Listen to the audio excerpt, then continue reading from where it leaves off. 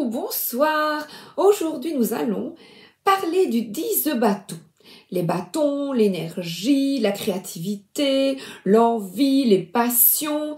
Et nous sommes au 10. Avec le tarot du bon karma, tarot de Marseille, tarot vintage, le tarot de la magie verte et le tarot arthurien. Alors, on commence. Tarot du bon karma.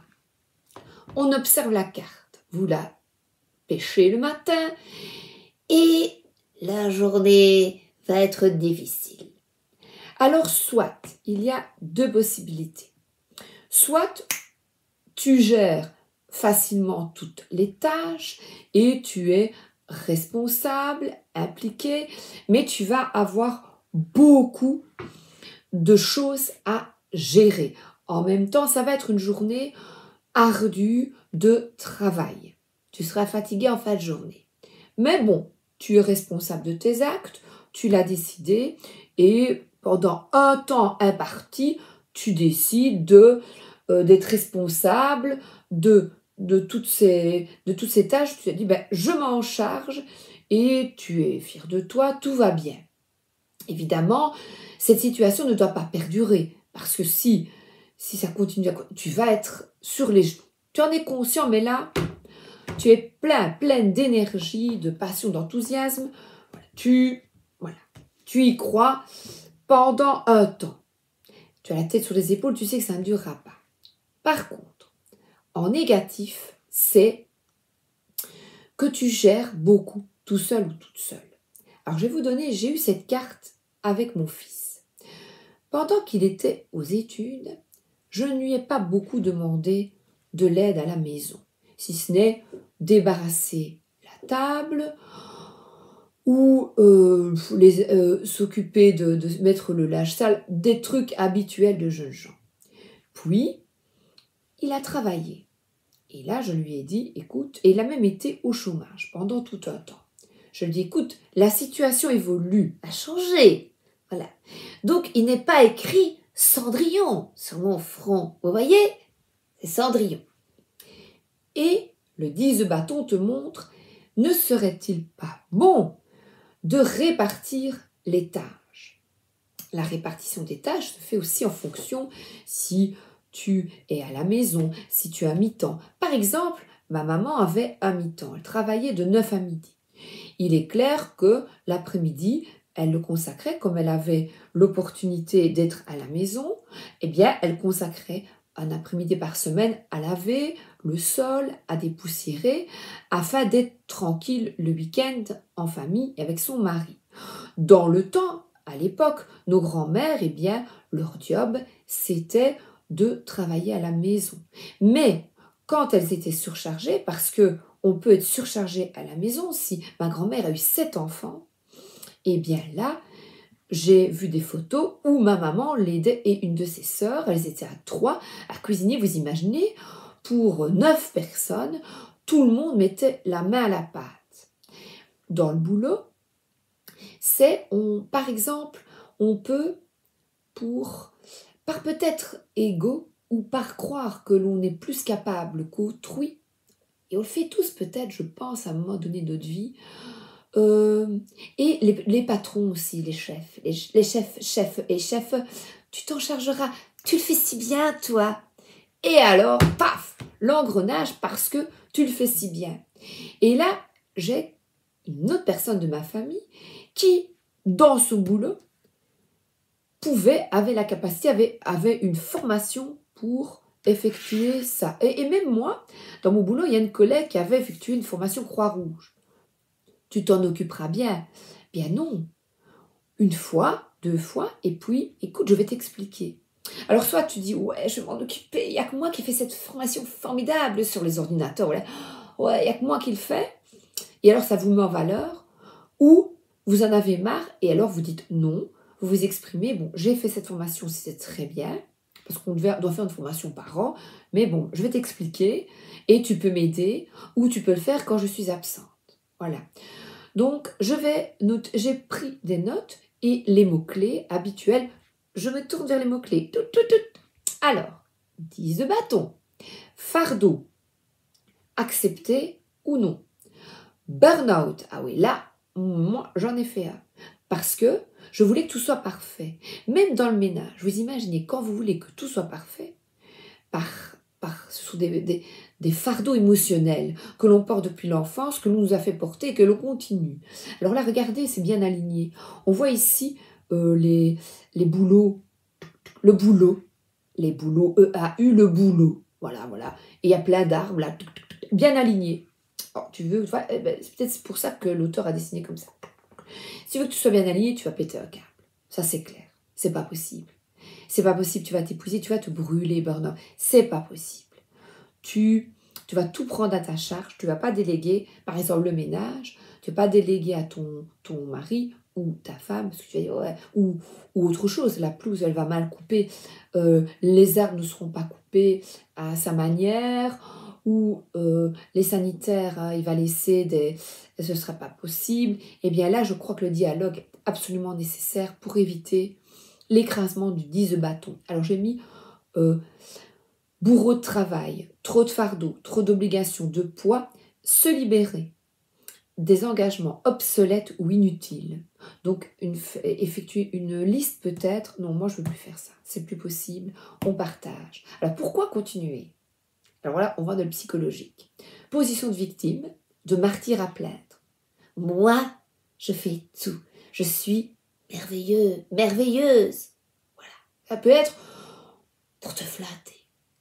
Alors, reprendre la responsabilité des autres. Voilà, par exemple, moi, je l'ai fait avec mes enfants, eh bien, faire à leur place. Et j'ai une maman qui avait fait ça, faire le devoir à la place de l'enfant. Donc, on n'apprend pas là à ses enfants à se responsabiliser.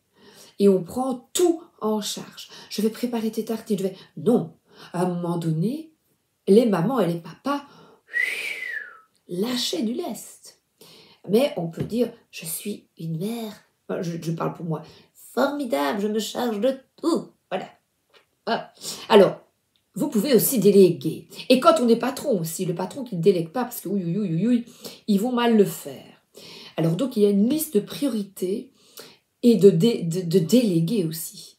Donc ça peut être pour des patrons, des patronnes. Mais il y a souvent une pression extérieure. Je l'ai noté, surmenage, stress, surcharge, pression. Alors là, dire non aux instances supérieures. Non, c'est plus possible pour moi, j'y arrive plus. Voilà, alors là, c'est une remise en question et de dire clairement les choses. Et alors là, en plus, on peut compter sur toi, tu es responsable, tu assumes, tu es quelqu'un d'exigeant, de perfectionniste peut-être, et tu prends en charge. Donc, il y a vraiment deux côtés. Enfin, je trouve que cette carte, c'est vraiment le fil. Et pour être objectif, c'est difficile. Hein.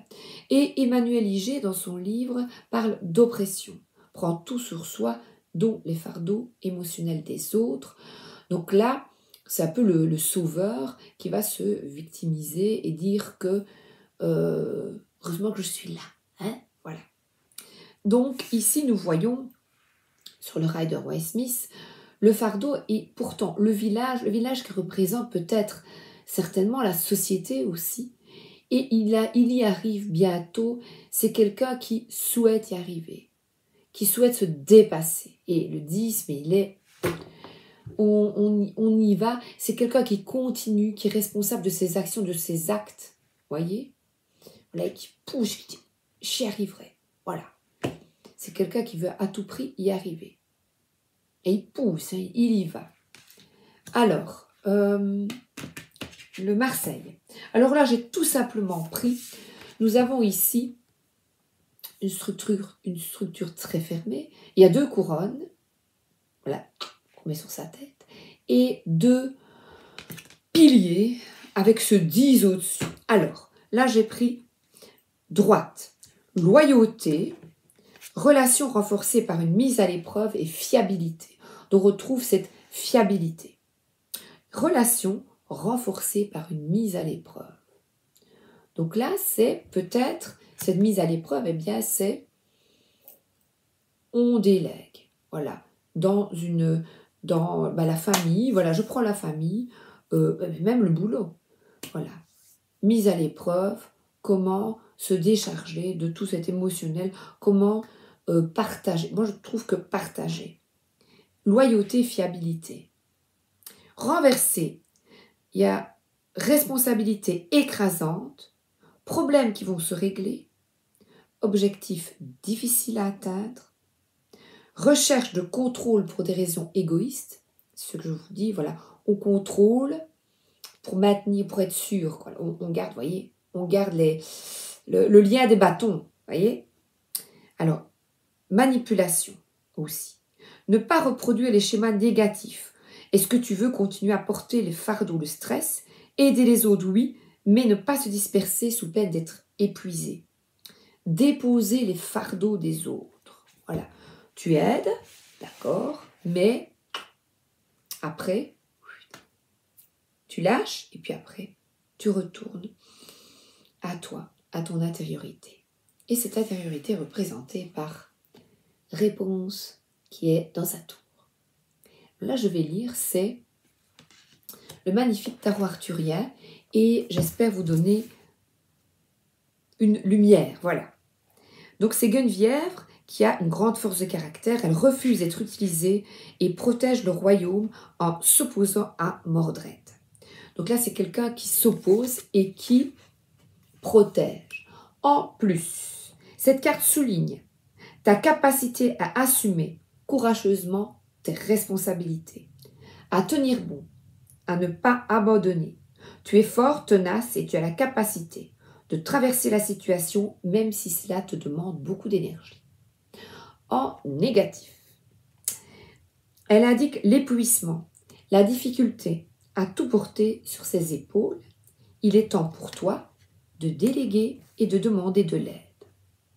Alors, ma quête sacrée, j'accepte de dire non et de demander de l'aide lorsque c'est nécessaire. Alors, qu'est-ce qui me retient de demander de l'aide lorsque j'en ai besoin? Dans quelle situation ai-je tenu bon? Quelles sont les qualités qui m'ont permis de le faire? Suis-je capable de dire non lorsque c'est nécessaire? Si ce n'est pas le cas, que puis-je mettre en place pour le faire? Y a-t-il quelque chose qui me pèse? Comment m'alléger? Vous voyez comme son travail, il est vraiment bien. Voilà, comment s'alléger? Vous lisez et vous avez toutes les réponses. Comme ça, vous pouvez copier. Claire a vraiment effectué notre travail pour de journaling pour nous. Alors, le 10 de baguette, moi j'aime bien aussi celui-là, avec le tarot de la magie verte. Donc là, on est dans la magie. Et on a une femme, le petit écureuil qui travaille avec toutes ces petites noisettes, ces noix, qui va les mettre pendant des mois de côté. Voilà, tu vas peut-être mettre de côté, tu vas thésauriser, tu vas effectuer un travail. Et là, tu vas être récompensé de ce travail parce que tu as été très impliqué. Voilà. Et là, c'est quelqu'un qui continue, qui est brave, vous voyez, qui va, et alors elle pose la main, et là, moi j'ai déjà fait ça, hein, et j'ai des vidéos où je suis vraiment là au sens concret, quand on monte, et quand on dit, oh là là là là là, est-ce que je vais y arriver, mais après, on redescend, après, et on se laisse aller, mais quoi que de descendre quand on marche, qu'on descend, c'est dur aussi, ça fait mal au mollet, voilà. Donc là, vous pouvez avoir cette carte pour des choses tout à fait concrètes, même marcher longtemps, ou au travail, beaucoup d'applications, voyez, comme ce petit écureuil qui sème, et qui espère récolter, mais qui espère récolter sans faire porter aux autres le fardeau qu'il a, voilà, sans dire, regarde un peu tout ce que je fais pour toi. Regarde un peu tout ce que je fais. Ouais, mais je t'ai rien demandé. Hein. Voilà, comprenez? Voilà, vous voyez, vous avez plein de pistes. Alors, tarot de la magie verte. Cette carte montre que la personne porte une lourde charge de travail, mais qu'elle est fière de l'accomplir. Elle indique quelqu'un qui ne veut pas déléguer, qui préfère gérer tout le travail parce qu'il ne croit pas que d'autres puissent l'exécuter. Certains aspects de sa tâche pourraient être délégués, mais il est réticent par fierté ou par manque de confiance dans les capacités de ses collègues. Si la charge devient trop pesante, Elle peut encore se partager, mais il lui faut accepter que le résultat ne soit pas à la hauteur de ses exigences. Le ménage ne sera peut-être pas impeccable. Et qu'il puisse refléter des traits de la personnalité de ses collaborateurs. Avec ce genre d'attitude, la personne effectue un travail subalterne à sa mission, comme lorsqu'un contremaître effectue le travail d'un ouvrier pour s'assurer qu'il est correctement accompli. Cela peut avoir un impact négatif sur la personne lors d'une évaluation des performances. Cette carte reflète aussi le désir de gérer tous les aspects d'un travail pour la satisfaction de surmonter un défi personnel. Là, c'est chouette, je trouve. Pour le plaisir d'atteindre un objectif. On va y arriver, on va y arriver. Elle suggère également qu'une fois que la personne a appris à maîtriser l'organisation de son travail, celui-ci devienne corvé par manque de motivation. On a perdu la motivation de l'as de bâton.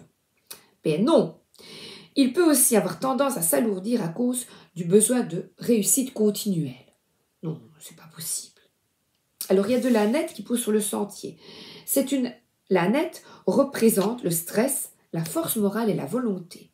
Et l'écureuil, symbole de concentration, d'action et de connaissance. Mot-clé, surcharge de travail, mais aussi fierté de la réussite. Et bien voilà, j'ai terminé. Ah oui, et j'avais pris, vous savez, je vous l'ai présenté, le tarot pratique de Margot Robert Winterhalter. Alors elle dit force et qualité, courageuse, hein, je le mets au masculin. Aller de l'avant quoi qu'il en coûte, persévérant. Faiblesse ou défaut, aveuglé, toujours épuisé, vouloir être là pour tout le monde. Bénéfice, arriver au bout d'un gros travail, se sentir utile et reconnu et avoir prouvé qu'on pouvait le faire. Je peux le faire, voyez, je peux y arriver. Voilà, vous dites ça. Les obstacles ou les risques, achever ses projets mais complètement à plat, état d'épuisement qui n'est pas reconnu et tâches sans fin. Voilà, j'espère que vous avez beaucoup comme ça d'explications, donc ça peut au côté positif ou négatif, et je vous souhaite une excellente journée. À bientôt avec le valet de bâton, le page de bâton. Je vous embrasse, merci d'être là.